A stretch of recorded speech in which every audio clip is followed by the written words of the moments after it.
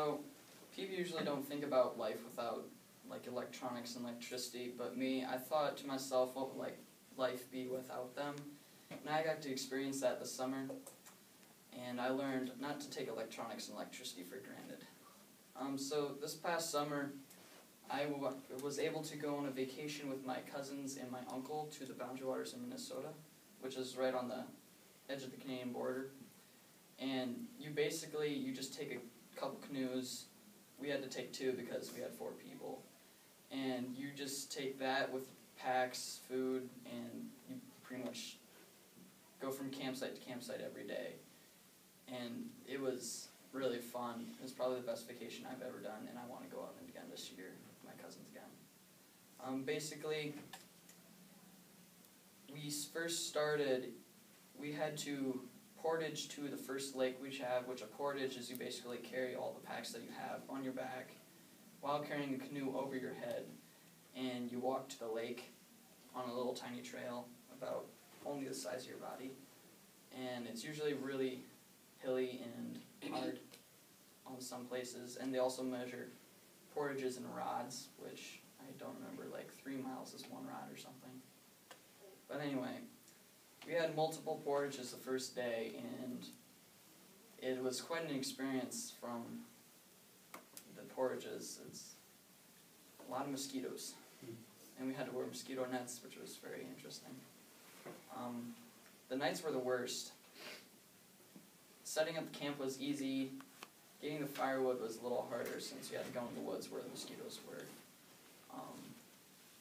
But the first night we had to look for a campsite, and we went to this camp that we thought was going to be open, because in the Boundary Waters you're only supposed to go to campsites that are like made by the park, because you aren't allowed to camp anywhere else.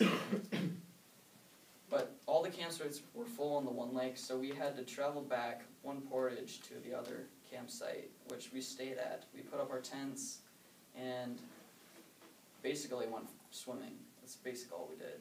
And then we cooked our food and got ready for bed. And then at night, all you basically hear is a constant humming noise from all the mosquitoes. And if you even open the door to the tent once, about 10 mosquitoes will come in on average. And so before we go to bed, we would have to kill them all, which is tiring. And then we would usually play some cards to just pass the time until we were all sleepy. Then we would wake up in the morning, have our breakfast, pack everything up, head off to the next lake. The second day we had a bunch of portages, some really hilly ones, and second night we arrived at this campsite. It was on like an edge of a peninsula, and it had this big tall rock which we were able to climb onto and jump off into the lake, which we spent most of our day doing because we arrived there around 2 o'clock or so. That was quite entertaining, and then the third day we decided to stay at our campsite, and so we stayed there the whole day and just made like a day portage to another lake, which we eventually saw rain clouds, and we had to head back to our lake, or campsite actually. And when we were in the middle of the lake, we got hit by the storm.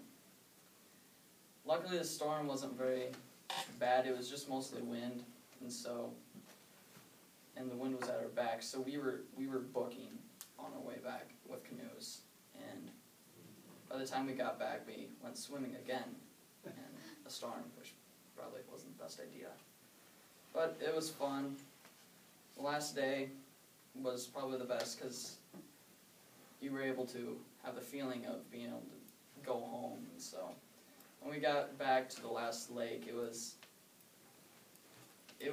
a feeling of relief, and it was just made me want to go back. And when we got all our packs and stuff to the car, we didn't even pack it in the car, we just hopped in the car and turned on the air conditioner and sat there for a while and got to feel the air conditioner. And that's when I definitely learned not to take electricity for granted. And All right, let's give him a hand.